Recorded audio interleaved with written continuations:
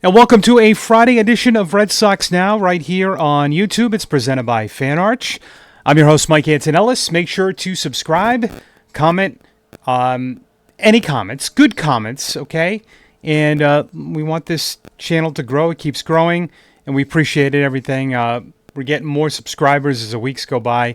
And you can also follow me on all of my social media channels, which the original Radio Mike. That is where you can find me. I hope you enjoyed your Thursday that was kind of off from baseball. I was surprised the Yankees played a 12:35 game, and they were fine. So the Red Sox and Baltimore Orioles will start a 4-game series with a day-night doubleheader. I did see this from a few people, and I always like to educate. That's what I'm here to do. Some ask, the Red Sox play Baltimore in a 2-game series later with the day off. Why didn't they, with their pitching the way it is, why didn't they play it then? Well, here's why. You don't know what's going to happen in August. You get the games in now before you could have disaster. What if you have 4 or 5 doubleheaders down the road? You get them out of the way now. You had the day off today, which will rest your bullpen. So you never want to put games off. I've seen this in the minor leagues. I remember one year in the minor leagues where we put off a 4-game series. We ended up playing it in August. We had 2 doubleheaders. Then we had 2 the next week and 2 the week after. So you don't want to keep compiling those doubleheaders. So a day-nighter. The Red Sox will have Brian Bayo in the first game, 2-1 with a 4.02 ERA. And Cade Povich, who I saw a lot in AAA with Norfolk, he lefty, pretty good, high strikeout numbers, 1-3 with a 5.23 ERA. Baltimore's offense has been awful. Tyler O'Neill's on the injured list. Their young players have really struggled. But one of their best hitters has been Jackson Holliday. But they rank 26th in hits, 25th in runs, 25th in batting average. Red Sox are 5th in the league in hits, 7th in all of Major League Baseball in runs, 8th in home runs. Giolito goes in the second game. He's 1-1 with a 7.08 ERA with 17 strikeouts. And Baltimore does not have their pitcher listed for that second game. So day-night doubleheader, 2 admissions, and the Red Sox hopefully can get both of those games. They did, right after, I get all the Red Sox media notes and press releases, but they announced that the Ryan Noda trade. So the Red Sox got a little depth at first base, but he's a left-handed hitter. I think it has a lot to do with Worcester, too. Worcester's lost a lot of players. They've had some guys injured. So you bring in a veteran. Noda from the Angels, it was for cash considerations.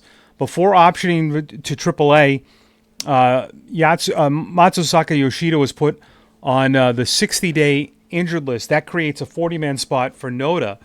So he had some numbers with the A's a few years ago, had 130 games, hit .212 with 17 home runs.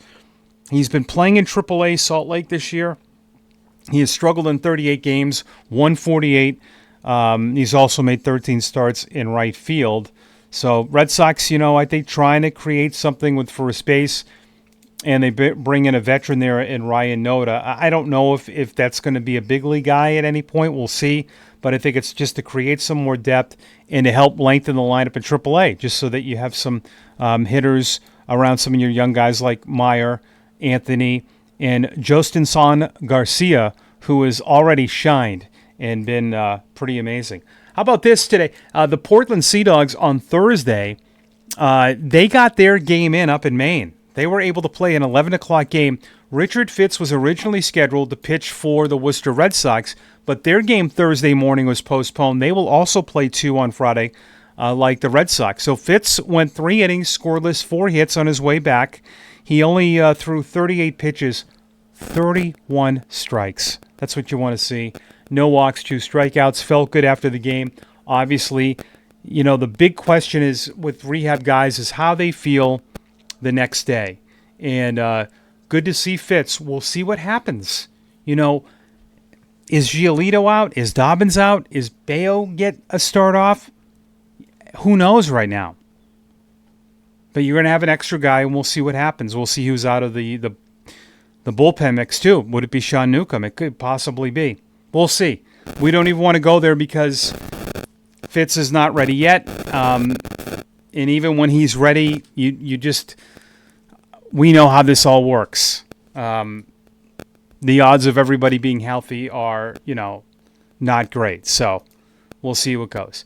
Will the Sox then again make any moves in their lineups and rotation? And I don't mean just moves in terms of shuffling guys up and down. Will they make a trade? Will something else happen?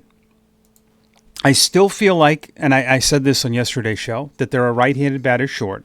But let's just say that everything kind of plays out where there are no injuries. And you have Crochet, Buehler, Bayo, Giolito, Dobbins.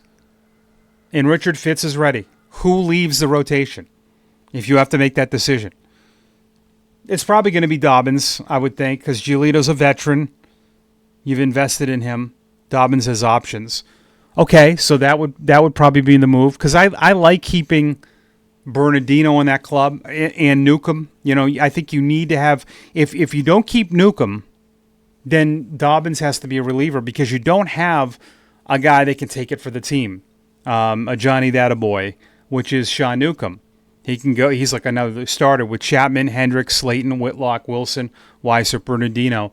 Those guys are not really guys you want to go more than.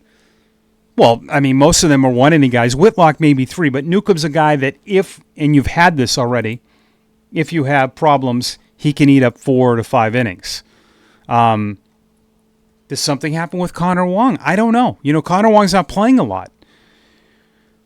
Do the Red Sox make a move where Grandal comes up and then Wong goes to AAA and plays every day? Because, Wong is still somewhat young. He's 2 years older than Narvaez, but Narvaez is going to be the guy. And then with Toro and Sogard, will that stay at first? Or are we going to see something coming up? Will Campbell play first base? It looks like it's not going to happen for a while.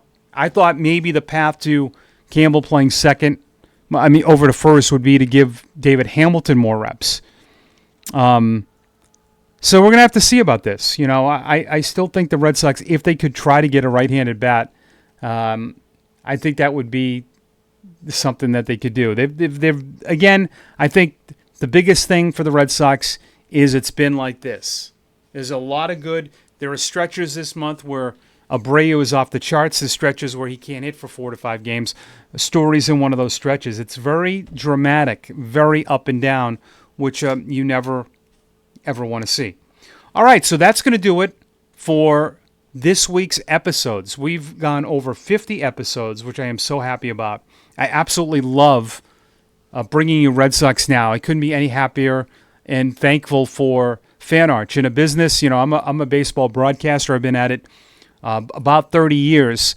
It's hard at times to get people to believe in you, and Fan Arch believed in me, gave me this platform. This is all through them.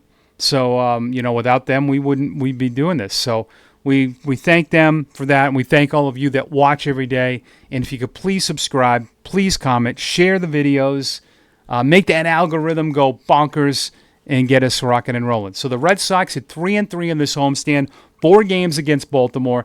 They win the series, they win the homestand, and on Monday we're going to talk all about it, about this series, which is now 4 games in 3 days. So Red Sox on Friday with a day-night doubleheader against Baltimore, then single game Saturday and Sunday to wrap up a 10-game homestand. Happy Friday. Have a great weekend, everybody. I know it will be good. I'll be at Polar Park all weekend for their games. And thank you for watching Red Sox Now, presented by Fan Arch here on YouTube.